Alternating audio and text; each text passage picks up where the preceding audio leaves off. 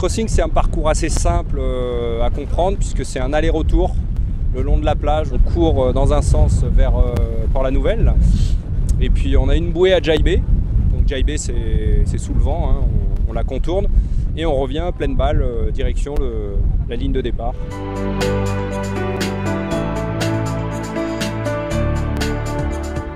Ces événements sont organisés par des clubs. Ici, c'est le KSL, le Kitesurf Le 4, qui eux font appel à des partenaires, qu'ils soient institutionnels ou privés, pour établir un budget et pouvoir préparer une compétition avec une bonne partie sportive, avec des équipements nautiques, comme des bateaux évidemment.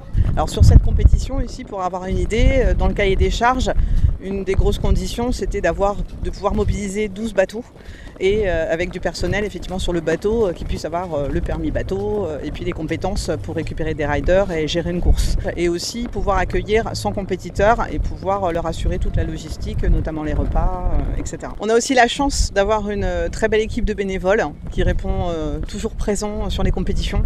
Et c'est vrai que sans eux aussi, ce serait difficile de pouvoir mobiliser autant de personnes.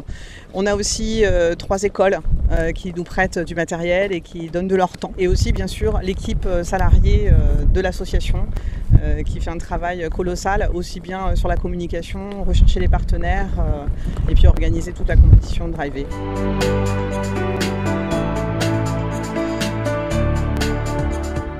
Dans le cahier des charges, nous on est chargé de réaliser le budget et ensuite une fois qu'on a le budget, effectivement il faut trouver le financement. On se rapproche toujours dans un premier temps par la mairie de Leucate. Donc sur la mairie de Leucate, c'est vrai qu'eux ils nous apportent souvent des moyens logistiques. Parfois il peut y avoir aussi du financement qui peut s'y ajouter. Ensuite on va contacter le Grand Narbonne qui est aussi partenaire sur des compétitions sportives.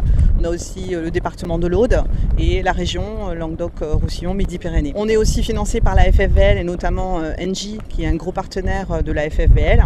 Et ensuite, nous, on souhaite, au niveau du club, travailler en collaboration avec tout le cercle économique qui puisse exister. Donc, notamment sur le 4, c'est assez important au niveau des shops et des fabricants.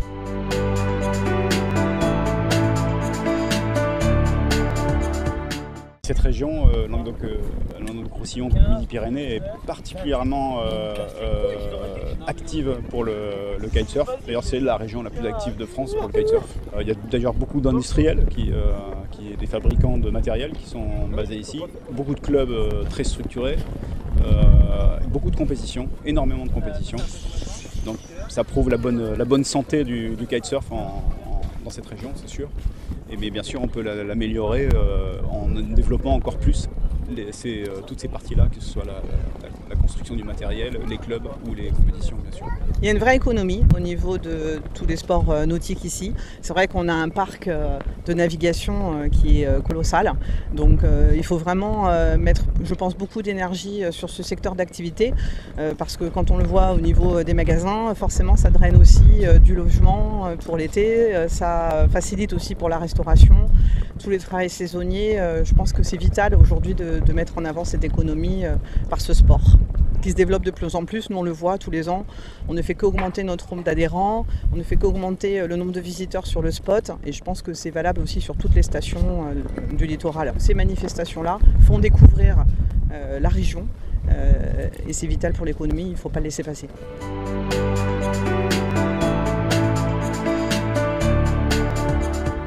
La volonté du club, effectivement, on sait que c'est un budget onéreux.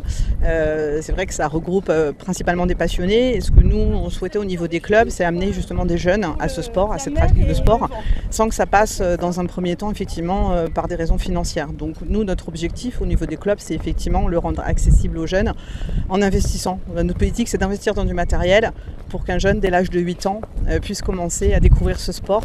Et puis plus tard, s'il se passionne, il pourra investir dans du matériel et avoir son propre équipement. C'est un sport qui se pratique avec du matériel, donc forcément ce matériel il faut l'acheter.